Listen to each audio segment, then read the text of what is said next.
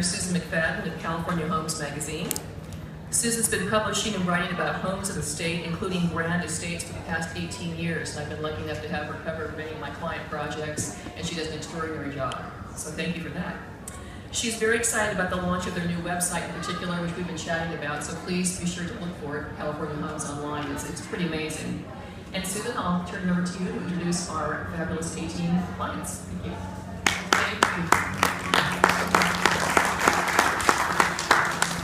Thank you, Christine. When Christine called and asked if I would moderate this panel, and she told me, bottom line, how to build a cool project without getting into hot water, I knew I would do it because it sounds like a lot of fun. And then we have this great panel of wonderful, experienced people. So right now I am going to introduce the panel, read a short bio on each person, and then we'll get into the questions, and they'll take it from there. So we will start, ladies first, we'll start with Monique Luthia, and I'll read the short bio, because I can't memorize this whole thing, even though I should know everything about her. But how many years, Sue? Many years. 20 plus. 20 plus. Well, Monique is a graduate of the UCLA Design Program. She established her company, Lafia Arvin, in 1997 with star-studded clients such as Rob Lowe and Courtney Thorne-Smith. We are honored that one of her first projects, Rob Lowe's estate in Montecito, was published by us as a cover. The Montecito project was, to our knowledge, the only project that Architectural Digest published after another design magazine's cover feature publication. Subsequently, a list of celebrities, athletes, and business CFOs have come to Monique for design assistance, such as Harry Hamlin, Kenny G, Barbara Streisand, Wayne Gretzky, Sylvester Stallone, and principals of Guthrie Rinker, and privately owned business owners closely associated with Apple. Monique's specialty is long-term relationships, and she has many clients that have multiple homes, and she's done almost all of them, I would say. And she designs estates and beach getaways also. A couple of her famous estate projects are the Buster Keaton estate in Beverly Hills and Wayne Gretzky's estate in Lake Sherwood. Monique is thrilled to have been featured on the cover of California Homes at least 5 times. We were very privileged to have her on our cover. And she's been in Architectural Digest, Robb Report, Coastal Living, and Trends. Thank you for being here, Monique. Thank you, Sue. I will go next to Bart Mendel. Bart is president of Stonemark Construction Management, a highly respected construction management firm with offices in Los Angeles and Santa Barbara. Stonemark's diverse portfolio features high-end custom homes and residential estates, commercial buildings, and historic restorations, 50-plus sacred spaces, and with the distinction of being one of the few approved project managers for the Archdiocese of Los Angeles. He has managed residential estate projects in Montecito, Santa Barbara, Beverly Hills, and Pacific Palisades. As owner's representative, Stonemark leads their clients through the entire construction process. Stonemark controls budgets and quality, accelerates schedules, initiates cost-saving ideas, and keeps the project team earnestly on track. That's a big project. Known as the Zen Master of the bottom line, Bart manages Stonemark's complex, multi-layered construction projects with precision, knowledge, harmony, and patience. As a longtime Buddhist practitioner, he brings a centered approach to every project, even in the midst of challenging chaos.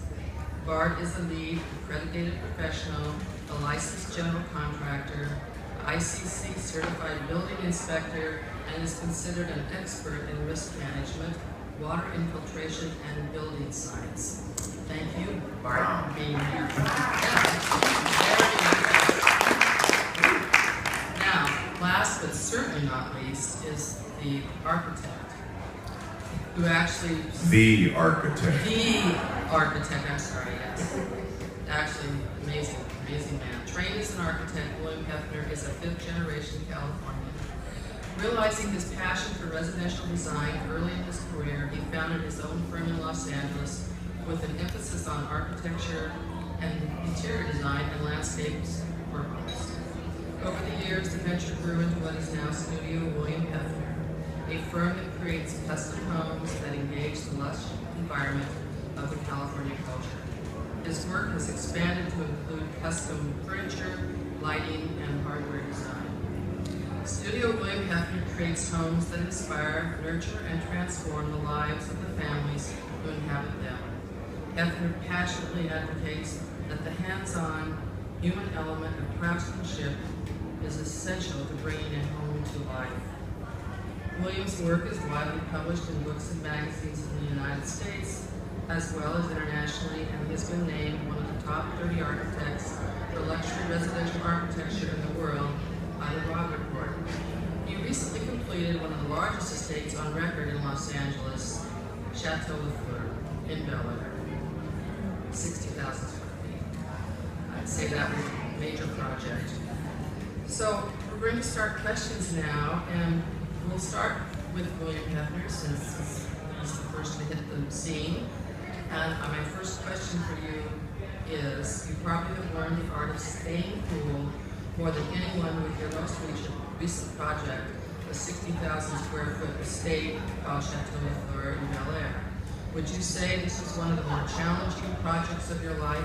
And what was the key to keeping your clients cool, calm, and collected during this extraordinary construction process? What are the demands of managing clients when doing something very custom or experimental? That's a long question, but let's start. Is this working?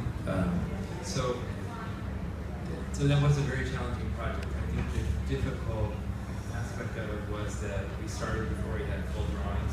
It's a project like that, everyone wants to wait until everything's finished to start, because you have to wait another year to start building. So we didn't really have a fixed budget, we didn't really have a fixed time period for the project.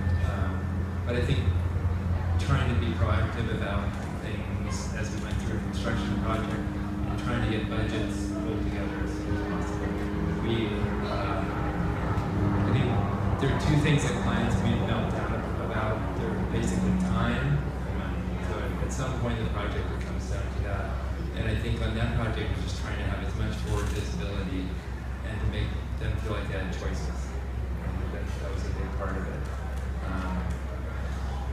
And just to manage, it took a big team of people to keep up with it. And part of that time requirement was making sure we had enough trained people in the office to review thousands and thousands of pages of shop drawings and all the other aspects of it that you need to complete it. How much advance time did you spend in the office before you actually started the project?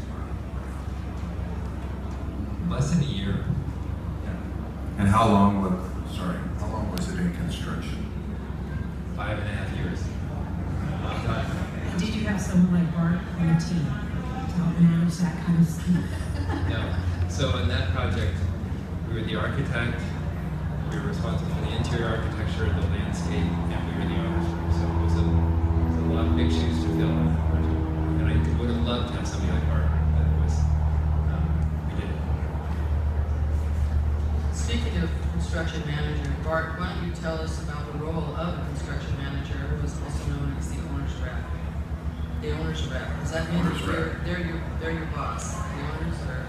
What is Well, that? What is that? of course, the owner's always the boss. Right.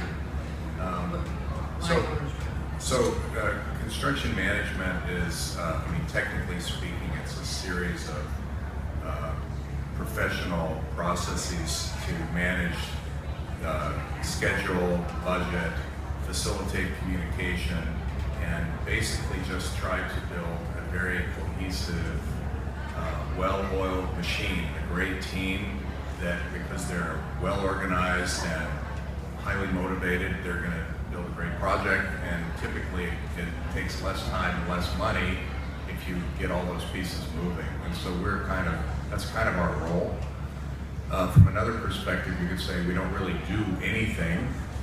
We don't do the architecture, we don't do the design, but we handle all of the communication aspects. So I think from a technical side, we have to know all the ins and outs of construction and contracts and insurance and risk management and millions of technical details. Sequencing, we have to kind of know everyone's job in order to be able to blend them together into a seamless whole. But the biggest part of the process is really communication. You're Yeah. the great communicator. Well, Go for it. something like that. I was talking to a designer friend of mine the other day, and her characterization of what she did, what Monique does, is 10% design and 90% client expectations. So what I said was, our jobs are the same, except I don't do design. You try to keep everybody cool. Right. Try to keep them. And working well together. We feel like if anyone on the team has fallen down, then it's really our problem. So we're trying to keep everybody working, looking good, and happy, and doing their job properly for the owner, which is really Bottom line. that's the bottom line. So Monique, with your vast experience delivering and designing high-profile clients, how do you manage their expectations and deliver without disappointment? I think, Even if you have Bart. yes, that would definitely help. And someone like William would also assist the project as well. I think the key is to really understand what your client is looking for. For instance, when I worked on with Rob and Cheryl Lowe, who wanted to see real estate, before I was hired, I was actually hired, I was there 7 hours, and we were selecting materials and ceramic tile, and this is a 20,000 square foot English manor, and I was like, you can't put ceramic tile in this house, it was killing me. So the client's showing me her selections, and I'm like, I don't think this is gonna work inside my head. And they don't have someone like Bart on the team or someone like William. So I'm kind of standing on my own as I'm selecting this. So I said to the client, let's wait and make this decision after you come with me, we're gonna see some stone. So the stone manufacturer closed the showroom, so I met with Rob and Cheryl at 6:30 at night, and the client fell in love with biblical stone. Well, everyone knows biblical stone is about $80 to $120 a square foot. It's not $5 ceramic tile. So fortunately, someone like myself came in time and before the budget was set, and we made some changes. So to really manage their expectations, a lot of the clients are going through periods where they're available for 2 weeks, and then you don't see them for 8 months because they're working. So when they're on hiatus is when I get about 50 emails, and then during the 8 months, I don't hear from them at all. So managing your expectations is really the communication, like we were saying, Bart, is the key. And also really understanding what your clients are looking for and keeping true to your vision because you are the professional and guiding them every step of the way. Wouldn't you say that patience is a really big part of it? I mean, in that example, the client came up with some ideas that you didn't think were going to work.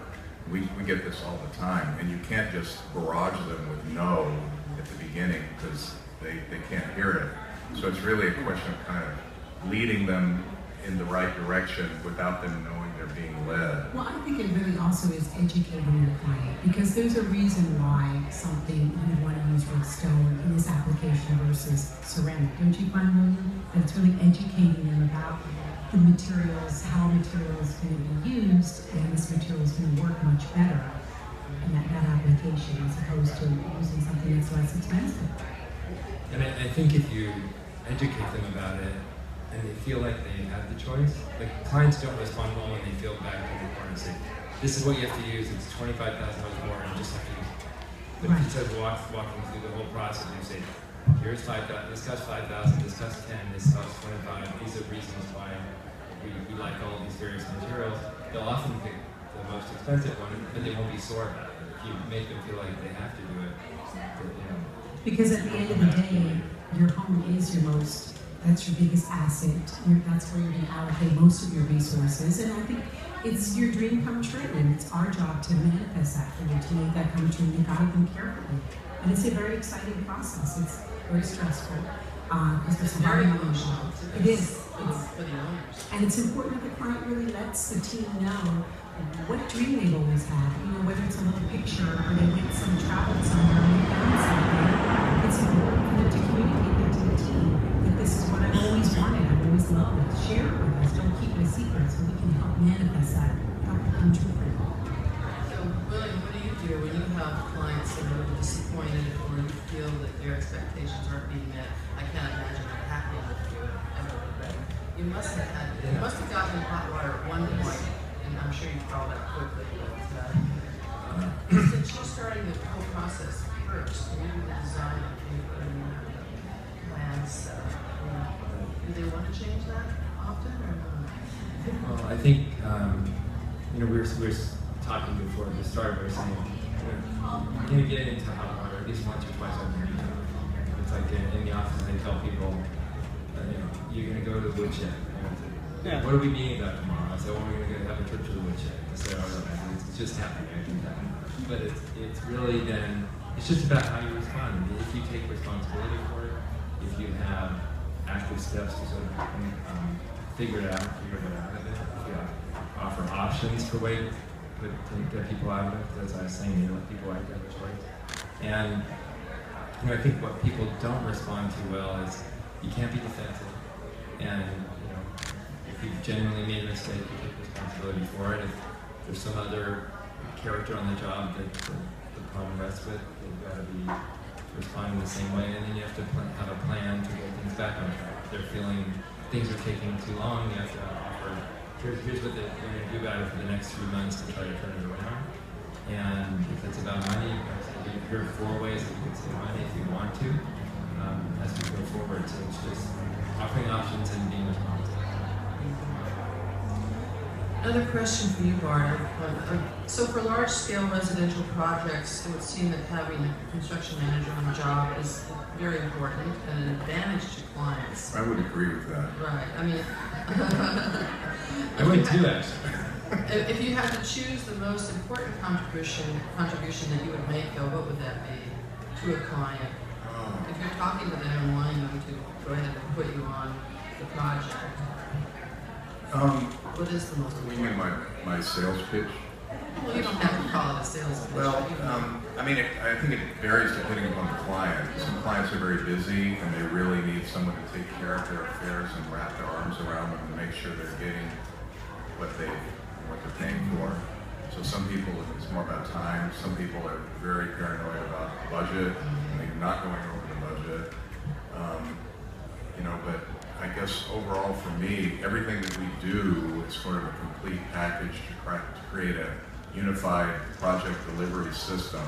It actually costs less and takes less time than not having us at all. So, for us, it's it isn't really one thing that we do, it's that we do all of them, and as a whole, it creates a more efficient project. And they see the advantage to having you there, because they do save money in the long run. Some people do. I think there's a preconception that having an owner's rep is another layer, and you're just dealing with another unnecessary personality or firm. And I suppose there's some owner's reps that behave that way and they give us kind of a bad name. But it's more about creating value by, bringing out the best in everybody. And there's so much collective intelligence in a project when you have a William or a Monique, who you have and a contractor. And each person there's enough collective wisdom in the team to know what to do about everything. And we just have to find a way to get all of that out and get it on the table and get it produced. And so, I don't know if that answers your question. No, you did. Sue, I think sometimes clients are afraid to make an initial investment and they think if they go with someone that's a little less expensive, then they're going to save money. But in the long run, if you hire a team that has a lot of experience, they work together, we're going to look out for the client. We're working together. And most people you work with are busy, they travel all the time. Many are celebrities, or even if they're not celebrities, they're gone all over the world. They don't want a lot of dramas. They want the house done right. They'll come home once in a while and look at it and make sure that you're doing your job. But I have a question for you, Monique. You do deal with such high profile clients. Does it ever intimidate you? Have you ever worked with anyone that really intimidated you and made you feel kind of? Sometimes when I go into corporations where they earn like $600 billion, I do feel rather small. But I think if you treat every